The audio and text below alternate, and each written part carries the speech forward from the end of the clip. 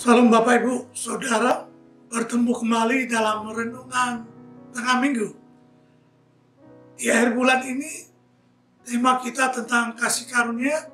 Saya mau perjelas lagi bahwa kasih karunia oleh Yesus Kristus. Inilah tema yang saya bicarakan malam hari ini. Dalam Injil Yohanes pasal 1 ayat 17 dikatakan, sebab hukum Taurat diberikan oleh Musa, tetapi kasih karunia dan kebenaran datang oleh Yesus Kristus. Saudara, kejadian yang tertulis di dalam Yohanes pasal 8 ayat 3-11 yaitu wanita yang kedapatan berzina tidak dihukum. Dikatakan ketika itu pagi-pagi benar Yesus sedang mengajar di bait Allah, maka para ahli Taurat dan orang-orang Farisi membawa kepadanya seorang wanita yang kedapatan berzina. Maka bertanyalah kepada Yesus, Rabi, wanita ini kedapatan berbuat zina. Musa dalam hukum Taurat memerintahkan melemparkan batu pada perempuan demikian. Apa pendapatmu tentang hal itu? Para ahli Taurat dan orang Farisi mengatakan itu untuk mencoba Yesus, supaya memperoleh sesuatu untuk menyalahkan Yesus. Tetapi Yesus membungkuk lalu menulis dengan jarinya ke tanah. Ketika mereka terus-menerus bertanya, Yesus pun berdiri dan berkata, barang siapa di antara kamu tidak berdosa, hendaklah ia yang pertama melemparkan batu kepada perempuan itu. Sekali lagi, tetapi setelah mereka mendengar perkataan itu, pergilah mereka seorang demi seorang, mulai yang tertua. Akhirnya tinggallah Yesus seorang diri dengan perempuan itu yang tetap di tempatnya. Lalu Yesus bangkit berdiri dan berkata kepadanya, hai perempuan, di manakah mereka? Tidak ada seorang yang menghukum engkau? Jawabnya, tidak ada, Tuhan. Lalu Yesus berkata, aku pun tidak menghukum engkau. Pergilah dan jangan berbuat dosa lagi mulai dari sekarang. Sekali lagi dikatakan, aku pun tidak menghukum engkau. Pergilah dan jangan berbuat dosa lagi mulai sekarang. Saudara, ada waktunya kita dihadapkan seperti posisi wanita yang berzina itu. Perbuatan kita kadang-kadang membuat kita hidup melanggar hukum itu dan hukum ini. Akibatnya kita dipersalahkan atau menyalahkan diri sendiri terus menerus.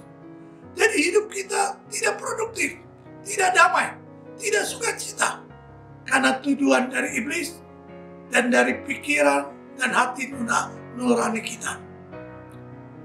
Terus menerus menyalahkan kita. Hanya satu jalan kita bisa kembali sukacita, damai dan hidup produktif. Berdamai dengan Allah melalui kasih karunia oleh Tuhan Yesus Kristus. Maka kita akan berdamai dengan diri sendiri dan orang lain. Sebab di dalam Yesus ada pembebasan dari hukuman. Karena kita tahu lewat Alkitab berbicara kepada kita bahwa Dia telah menanggung semua dosa, kesusahan kita di atas kayu salib. Di dalam Dia ada solusi seperti wanita berzina mendapatkan solusi dalam Yesus Kristus. Di dalam Yesus ada kasih karunia sehingga kita diampuni dosanya. Inilah yang membuat kita bisa saling mengampuni. Dan oleh kasih karunia-Nya kita mampu hidup dalam pertobatan. Dalam Yohanes pasal 14 ayat 6 dikatakan, kata Yesus kepadanya, akulah jalan dan kebenaran dan hidup. Tidak ada seorang pun yang datang kepada Bapa kalau tidak melalui aku. Ketika saudara datang kepada Yesus, bukan hanya keselamatan dari hukuman fisik saja, tetapi di dalam Dia ada jalan keluar dari masalah, stres, kesulitan apapun juga. Bahkan di dalam Dia, walaupun keadaan gelap pun ada terangnya yang ajaib. Di dalam Dia ada jalan keluar serta jalan ke surga. Di dalam Dia ada kebenaran yang membuat kita menjadi benar oleh kasih karunia-Nya.